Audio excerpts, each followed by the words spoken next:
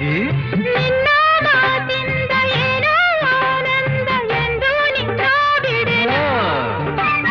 ಹೋರ ಮಾತೇಕೆ ಯಾರ ಹಂಗೇಕೆ ಬಾಯಿಲ್ಲಿ ನೀ ಮೆಲ್ಲಗೆ ಯಾರೂ ಇಲ್ಲಿಲ್ಲ ನಾವೇ ಇಲ್ಲೆಲ್ಲ ಬೇಗ ಬಾಬಾ ಬಳಿಗೆ.